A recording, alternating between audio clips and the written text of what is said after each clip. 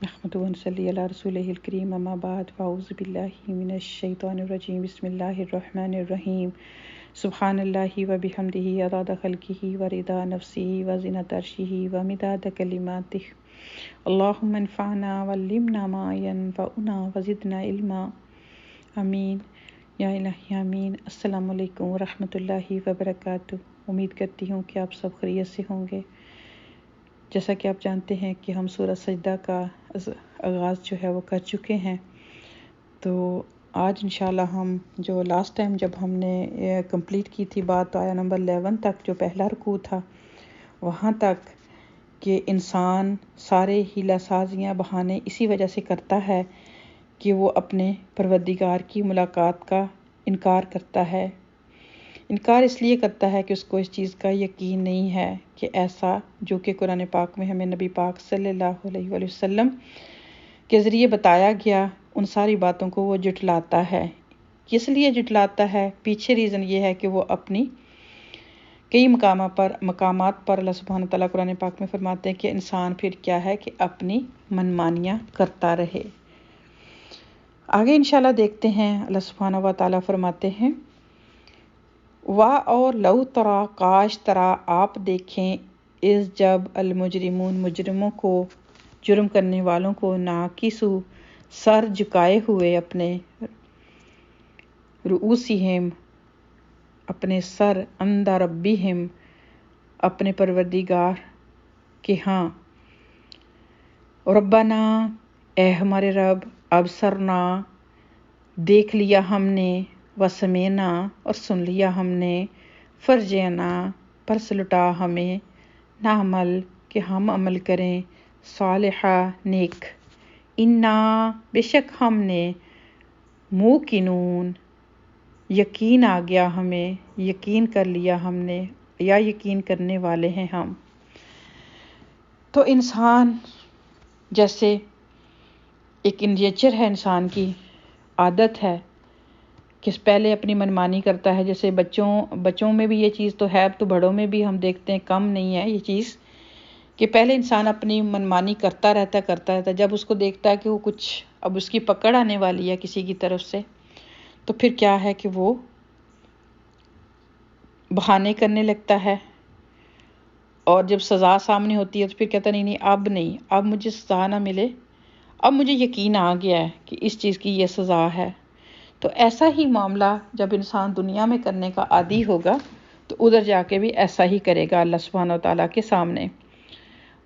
اللہ تعالیٰ فرماتے ہیں کہ کاش، یعنی کہ نبی پاک صلی اللہ علیہ وسلم سے، کہ کاش کہ آپ دیکھیں جو آج اتنا اکڑ رہے ہیں، دھڑا دھڑ جرم کر رہے ہیں، نافرمانیاں کر رہے ہیں، آپ کو تنگ کر رہے ہیں، کہ اس وقت یہ کیسے اپنے سر جھکائے ہوئے ہوں گے اپنے پروردگار کے سامنے، اور کہیں گے کیا؟ سر جھکے ہوئے ہیں، تھوڑی دیر کے لیے امیجن کریں، سر جھکے ہوئے ہیں، الفاظ کیا جاری ہو رہے ہیں منہ سے کہ اے ہمارے رب، اب ہم نے دیکھ لیا، اب ہم نے سن لیا، اب ایسا آپ کریں کہ ہمیں واپس بھیج دیں، یعنی کہ جہاں سے ہم آئے ہیں وہیں پر ہمیں بھیج دیں، اب ہم نیک عمل کر کے آئیں گے، اب ہمیں پورا یقین آ گیا ہے۔ تو جیسے اس طرح کی بھی مثالیں جو ہیں وہ پہلی قوموں کی بھی، اور آج بھی اگر ہم دیکھیں، اللہ سبحانہ تعالیٰ ڈفرینٹ مقامات پر فرماتے ہیں کہ انسان کی ایک نیچر ہے کہ جب انسان کو تکلیف آتی ہے، یعنی کہ جیسے انسان اگر کوئی سفر کر رہا ہے، مشکل میں آ گیا، کشتی میں سفر کر رہا ہے، تو جب سمندر میں طغیانی آئی یا تو کوئی طوفان آ گیا، تو انسان پھر اس وقت جس نے نہیں بھی کبھی نماز پڑھی ہوتی تو وہ بھی نماز پڑھے گا، دعائیں کرے گا، اللہ تعالیٰ کے آگے گڑ گڑائے گا، اور وعدے کرے گا کہ یا اللہ ایک دفعہ ہمیں نجات دے دے تو ہم تو بہت اچھے انسان بن جائیں گے، ہم تو کچھ بھی برا نہیں کریں گے۔ اسی طرح جب انسان بیمار ہوتا ہے، اس کے بارے میں بھی اللہ سبحانہ تعالیٰ قرآن پاک میں فرماتے ہیں کہ جب تکلیف آتی ہے تو ہر کروٹ ہمیں یاد کرتا ہے، تو جو ہی ہم اس کو شفا دے دیتے ہیں، اس کی دعا قبول فرماتے ہیں، تو پھر یہ ہے کہ انسان بھول جاتا ہے، پھر یہ ہے کہ کبھی ڈاکٹر کو کریڈٹ دیا، کبھی کسی میڈیسن کو دیا، کبھی کسی چیز کو، کبھی اپنی عقل کو، تو یہ کچھ کرنے لگتا ہے. تو یعنی یہ چیزیں انسان کرنے کا عادی ہے. تو اللہ سبحانہ و تعالی جانتے ہیں کہ جو کچھ یہ ابھی کہہ رہا ہے کرنا اس نے پھر بھی کوئی نہیں ہے، لیکن اس وقت تو ویسے بھی اینڈ ہو جائے گا نا. اس وقت تو کام کرنے کا ٹائم تو آج ہے، بات ماننے کا ٹائم تو آج ہے. کوئی چیز نہیں چھپی ہوئی، قرآن پاک میں ہر چیز واضح طور پر بتا دی گئی کہ کیا کرو گے تو کیا ملے گا، کس چیز کی کیا سزا ہے. پھر توبہ کے دروازے کھلے ہیں جب تک اللہ سبحانہ و تعالی روح قبض نہ کریں. تو ہر چیز کو کلیئر بتا دیا گیا. لیکن اگر پھر بھی انسان وہاں جا کے یہ بات کرے گا تو آگے سے پھر اس کو یہی جواب ملے گا نا کہ نہ تم نے کیا ہے تو نہ تم نے کرنا ہے. تمہیں بہت ٹائم ملا، تمہیں بہت مواقع ملے، لیکن کیا تھا کہ تم نے نہیں ایسا کچھ کر کے دکھایا. آگے اللہ سبحانہ تعالیٰ فرماتے ہیں وَلَوْ شِئْنَا لَآتَيْنَا كُلَّ نَفْسٍ هُدَاهَا وَلَكِنْ حَقَّ الْقَوْلُ مِنِّي لَأَمْلَأَنَّ جَهَنَّمَ مِنَ الْجِنَّةِ وَالنَّاسِ أَجْمَعِينَ. اللہ سبحانہ تعالیٰ فرماتے ہیں کہ اگر ہم چاہتے تو دے دیتے ہر شخص کو اس کی ہدایت، لیکن یہ بات طے ہو چکی ہے میری طرف سے کہ میں ضرور بھروں گا جہنم کو تمام سرکش جنوں اور نافرمان انسانوں سے.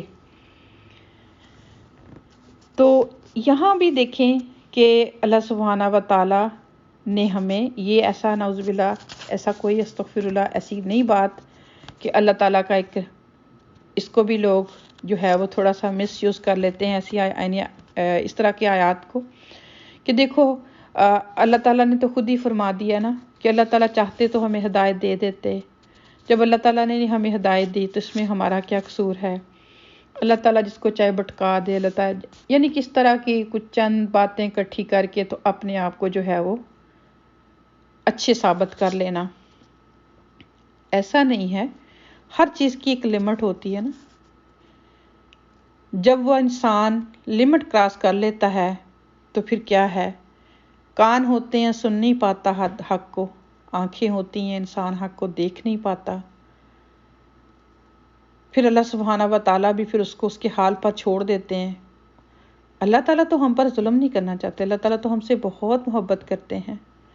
لیکن جب انسان ہر لمٹ کو کراس کر دیتا ہے تو پھر ایک حد آ جاتی ہے. تو اس طرح سے پھر اللہ تعالیٰ کہتے ہیں کہ ٹھیک ہے.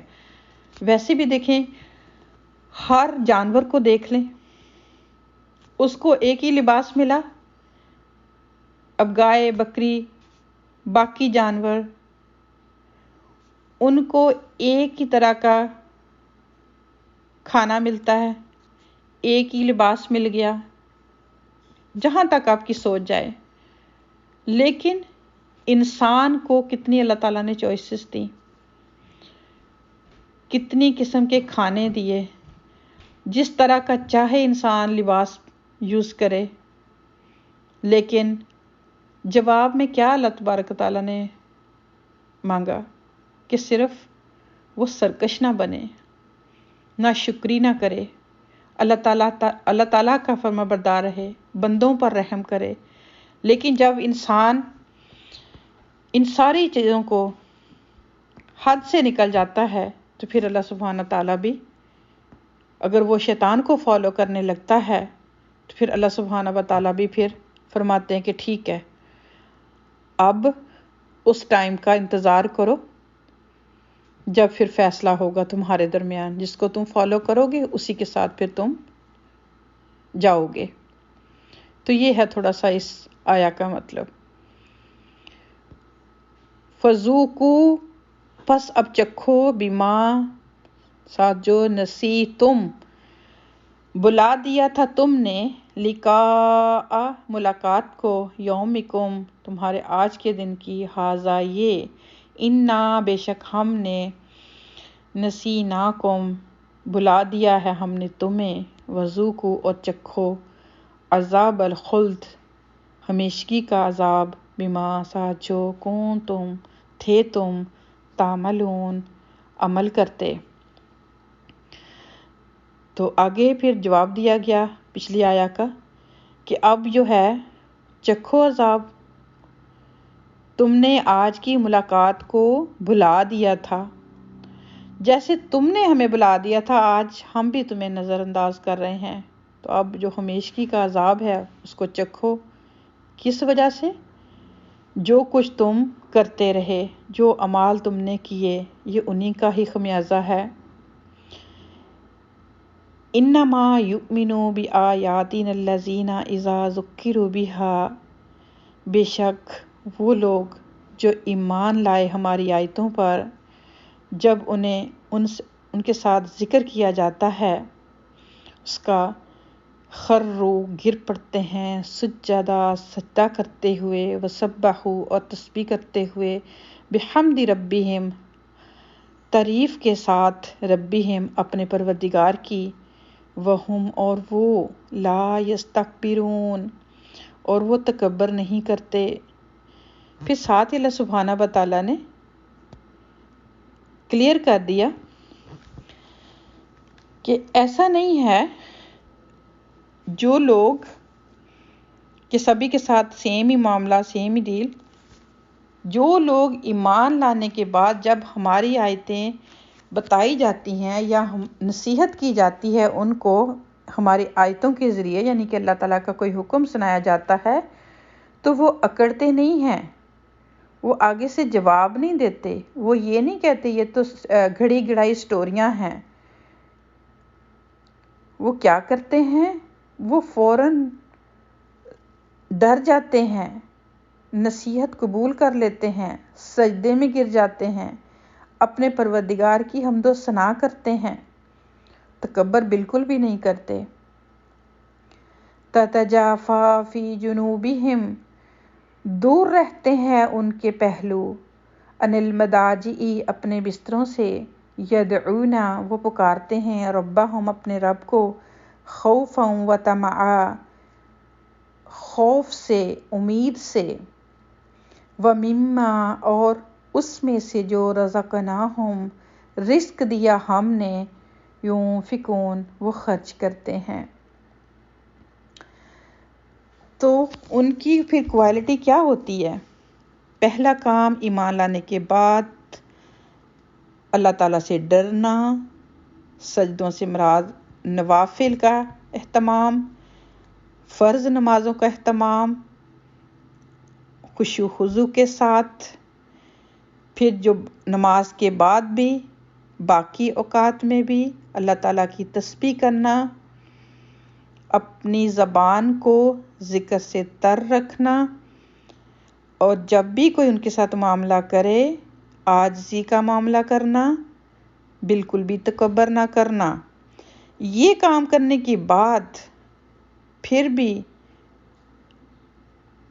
رات جب آتی ہے پھر بھی ان کو گہری نیند نہیں آتی، وہ بے فکر ہو کے نہیں سو جاتے کہ ہم نے تو نمازیں پڑھ لی، ہم نے تو سب کچھ کر لیا، اب ہم تو بہت اچھے ہو گئے ہیں۔ اللہ سبحانہ تعالیٰ فرماتے ہیں کہ ان کے جو پہلو ہیں وہ بستروں سے دور ہی رہتے ہیں۔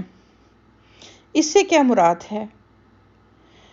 اس سے مراد ہے رات کی نماز، رات کی عبادت، اللہ تعالیٰ کا ذکر، نوافل کا اہتمام، قرآن پاک کا اہتمام۔